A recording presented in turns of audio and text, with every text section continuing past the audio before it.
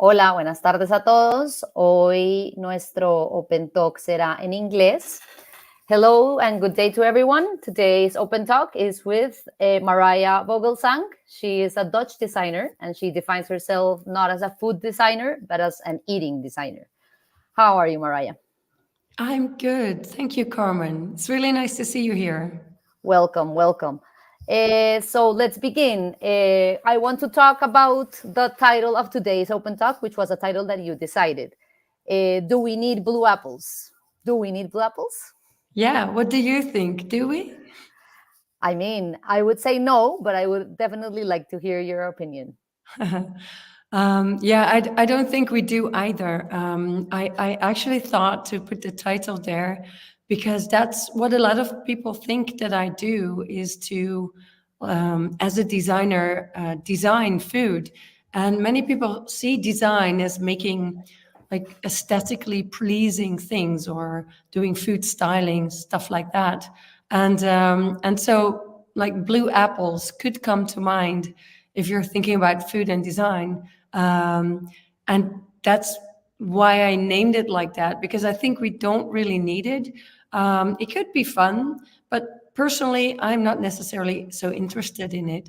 I'm much more interested in food as it's already naturally occurring, and then using design principles to make people see food or experience food in a way that is unexpected.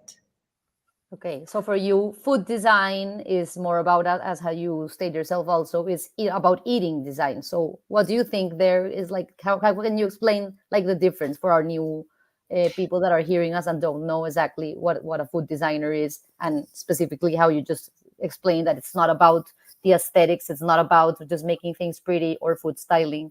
So how can we go deeper into that? Yeah, so I'm a trained designer. I was supposed to be making objects and things.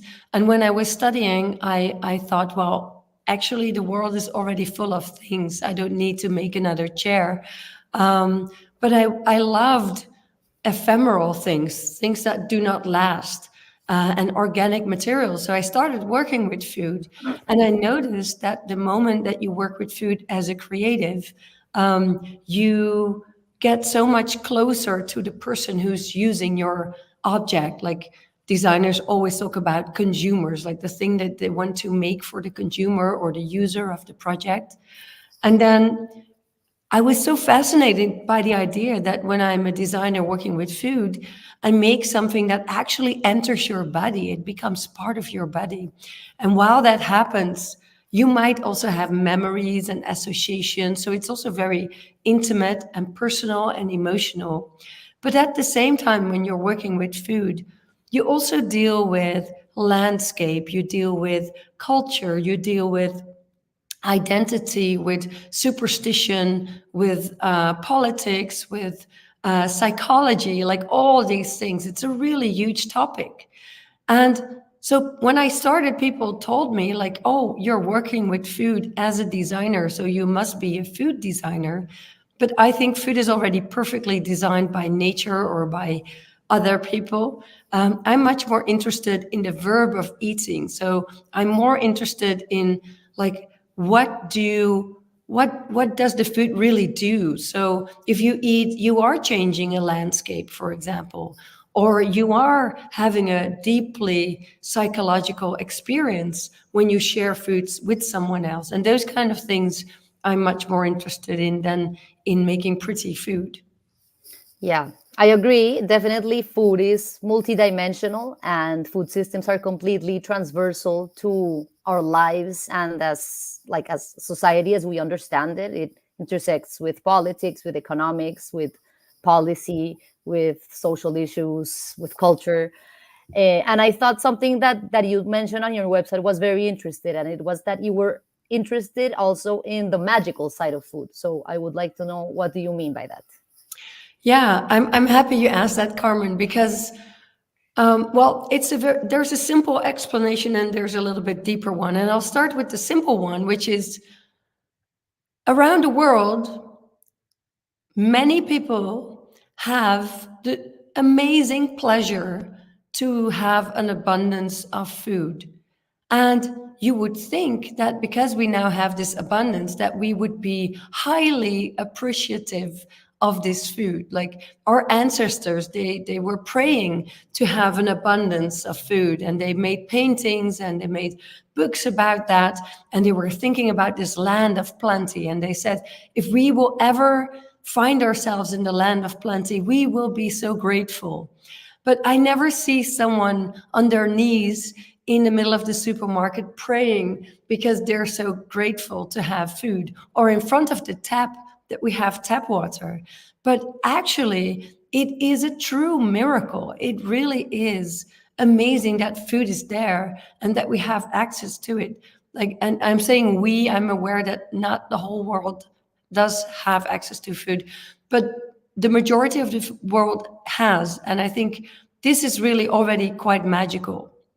But next to that, if you realize that you, as a human being who's eating, you cannot objectively taste food, because the moment you put something in your mouth, you have expectations because you have previous experiences with that food, or you might not have them, but then you also have an expectation due to the color or the visual texture, for example, of the food. You have a mood. You might be very happy. You might be a little bit sad. Things might have happened in your life. You have a situation of people around you, or maybe you're eating by yourself. You have all kinds of ideas about that food because maybe you have seen advertisements, or maybe you've heard stories about people who were talking about this very food.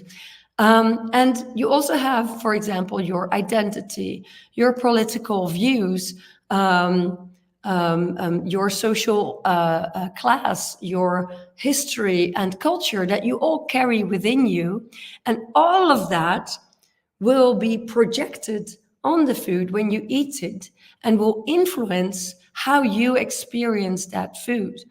And I think many times we forget about this. Many times we only look at the product, we only look at the food as if it was something objective. But as human beings, like, we can objectively measure, for example, the amount of sugar that is in a food product, but we cannot objectively eat. And as we are all human beings who are eating, the moment you realize that food is only food when you actually, the moment you eat it, and that all your emotions and all your irrational ideas around food and around life are all projected on that food and will determine how you experience that food, then I think there is a true magic, because you can influence how you think. And so the moment you start to become conscious about your thoughts and about what you think about something, you can also notice that you will experience food in a very different way. I will give you also a very practical example. For example, I did a project where I had people feeding each other and telling each other stories. And there was a person, and these people couldn't see each other. That's the only way that you can relax when you're being fed by someone. And the person who was being fed was fed raspberries. And this person actually didn't like raspberries. But the person who was feeding them told this person who was being fed a really engaging story of a personal memory that was like, that had raspberries involved, and was feeding those raspberries. And the person underneath, like, they were sitting underneath a tablecloth, the person who was being fed completely was very surprised, because this person could taste these strawberries as if they had never tasted strawberries before, as if it was the first raspberries, sorry, as if it was the first time eating raspberries. And so you can change someone's perception in their mind, and therefore also you change the reality of the food. And I think that is actually pretty magical. Yeah, it is. And it's fascinating that you analyze that depending on the context and depending on this idea that somebody feeds you, and more even in the case that it's someone that you don't know, how it can change your biological feeling of the product. So Hmm. I know that in your work you try to use food not only to show and to evidence this magic that you just explained very interestingly, but also as a way to connect people that wouldn't bond otherwise. So can you give us another example of your work where you did this, where you used food as a bond, as an agent to create a bond between two people that otherwise wouldn't be connected? Sure, yeah. I did a project in Hungary that was in Budapest, and maybe you know, or maybe you don't. That's fine. But in Hungary, there is a really large Roma um, population, So these and are the Roma, Romanian descent. Romanian. yes. Okay. Mm-hmm. And actually, like I'm aware that the word gypsy is not the proper word to use, but they were referring to themselves as gypsies. Okay. And I did a project with them where visitors who were like the general audience were getting fed also underneath a table with a tablecloth in front of them by Roma women, and they couldn't see each other, and these women would feed them and with their own food, so it wasn't like designed food, it was like simple food. So it was And food prepared by them. yeah, well, by someone else, but they chose which food they Ah, wanted to okay, give. okay, okay. And they were telling their life stories, which were very impressive. And together with these stories, and the stories also involved this food, they were also feeding the food. So you would listen to the story, you would have this very physical connection because someone was feeding you in a very gentle and very motherly way. And you would taste the flavors that she was talking about. And that was a very emotional experience. We fed 400 people over 4 days, and it really caused a stir in Hungarian society. The most left wing and the most right wing newspaper wrote about this project and rehabilitated the debate about gypsy integration in a more humane way. And that was a very beautiful experience also for the women themselves. Many people said that they wanted to meet them. They wanted to know, like, who was this wonderful person who shared with me their life story and their food. Um, but I actually didn't want people to meet them, because what happens in our mind is that human beings, have the tendency to make exceptions for groups. So they would say, well, I don't really like these Roma people, but she's nice. So then she would be the exception. So I didn't want that to happen. So people would go out in the street and they didn't know who it was the woman who fed them so kindly.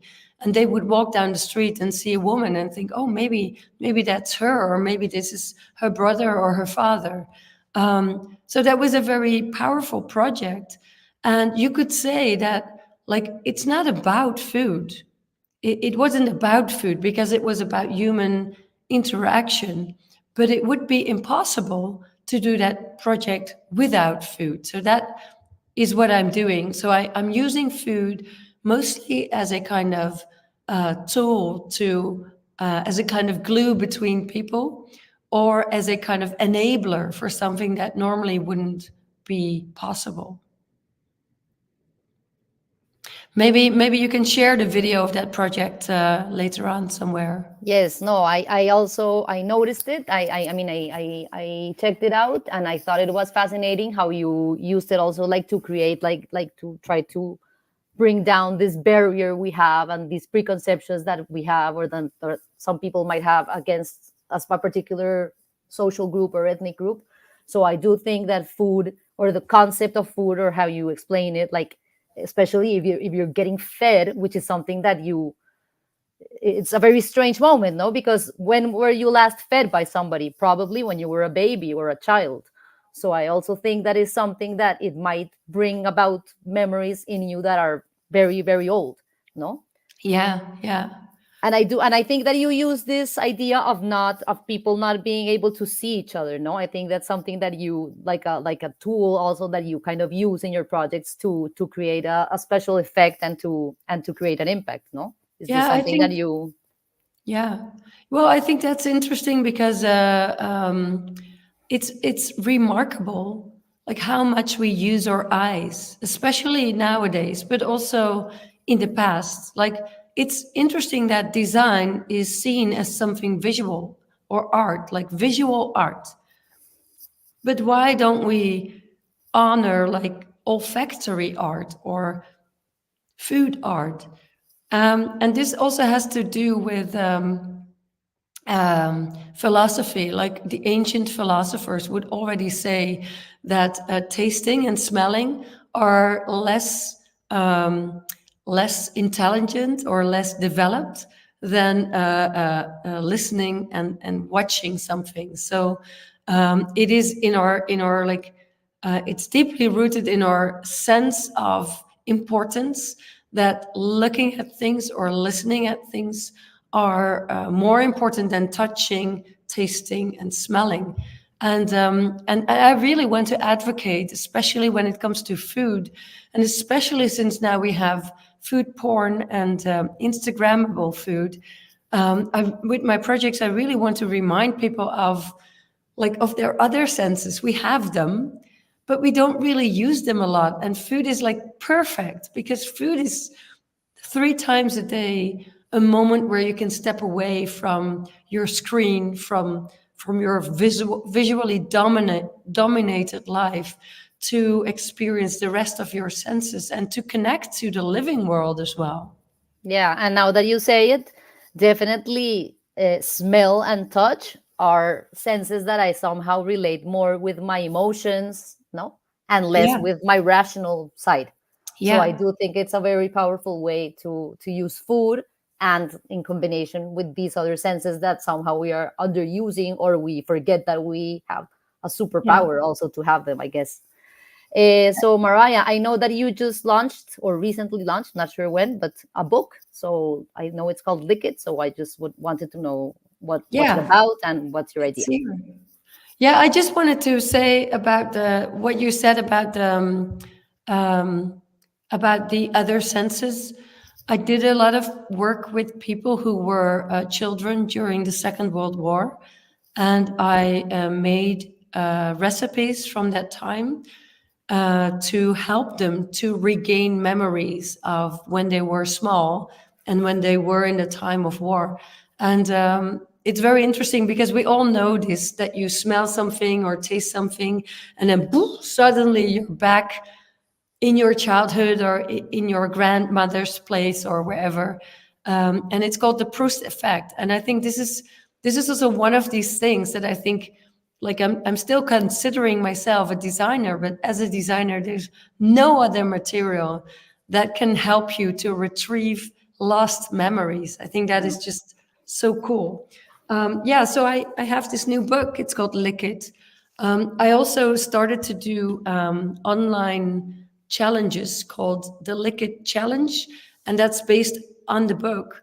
And so then people are joining for 5 weeks, and they get every week they get an inspiration session that is about, for example, like this. We just started. Like the first week is about like your personal food profile, like who are you when it comes to food. So you have your personal memories, you have your culture, your identity, and all of that defines like how you experience food, like I said in the beginning.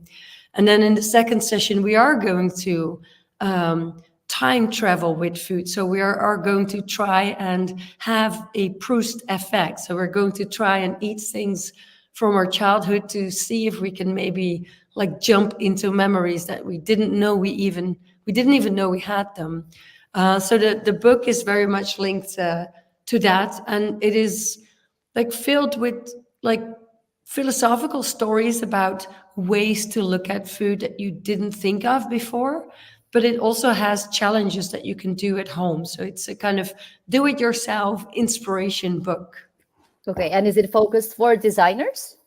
No, not at all. Actually, it is written in a really like understandable style.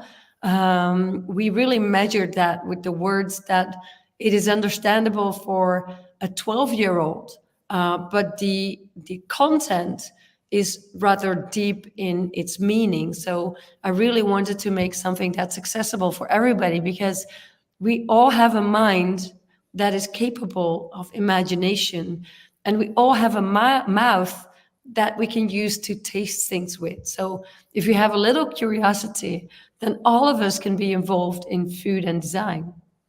Yeah, and I think this is also very powerful with children. I guess I myself I'm a mother, so I'm always thinking of ways that I can like make my daughter get interested in food the way I am. But sometimes just shoving veggies down her face is not the way, you know. Yeah. So Yeah, I I do did a think, project also with getting kids to eat their vegetables. Um, because I have three children, and my oldest daughter used to be really annoying when it came to eating vegetables. When she was about 3 years old, she would like turn into a monster every time I put her at the dining table. And so I thought I need to find another space or another context to eat. And I also read that children need to taste something about 7 times before they will accept a new flavor. It's like learning a new language. You just have to repeat it every time. But I thought, well, if I can't get her to eat it once, however am I going to repeat it, right? So I invited her with all of her friends from her daycare to my studio. And I had this big table full of vegetables. And I told them we're going to do a veggie bling bling workshop. And so all the kids, they thought, well, we're going to have a workshop. We're not going to eat, we're going to play. And I yeah. told them that they were going to make jewelry with their teeth.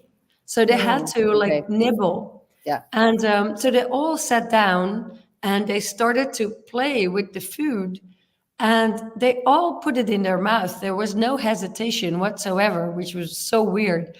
And they all started to shape all the vegetables. Okay. And we, of course, we also had some cookie cutters, and we had some knives to make like a slice of beetroot, for example. And then you can like put your arms through, and then you can make a bracelet. Yeah. Yeah. Yeah. But then I thought maybe they will spit it out, right? Maybe they will not swallow. But they all swallowed it. It was like incredible. And I did this workshop in many places in different countries to see if maybe there would be cultural differences. Uh-huh. But all kids are the same. Like they were tasting and tasting and tasting like more than 7 times. And I could also notice in my daughter that afterwards she was much more willing to try new foods. And also, I interviewed the other parents. They reported exactly the same thing. So that was pretty cool.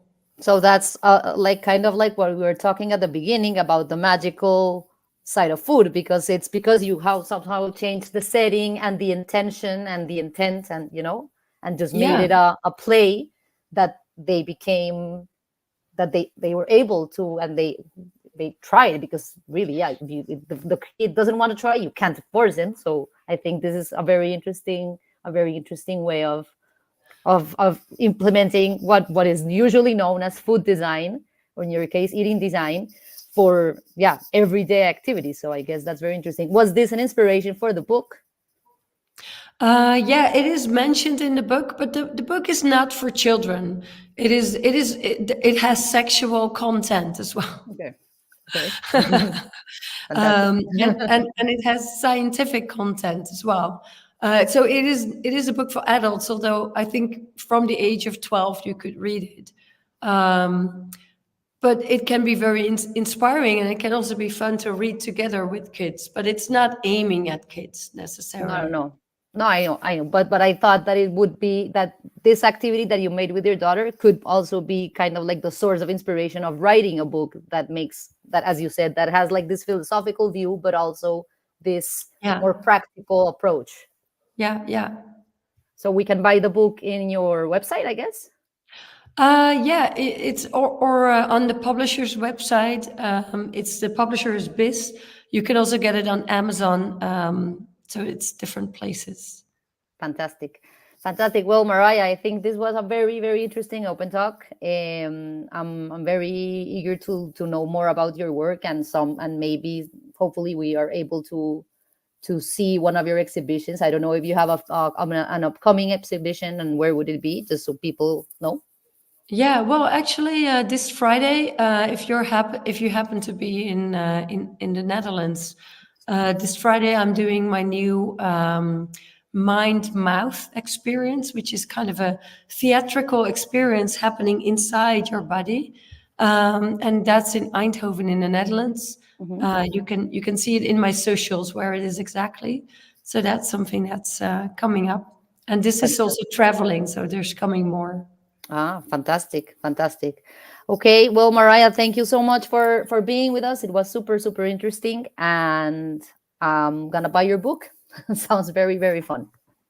Thank you, Carmen. Thank you. Thank you. Good afternoon. Bye, Good everyone. afternoon. Bye. Bye.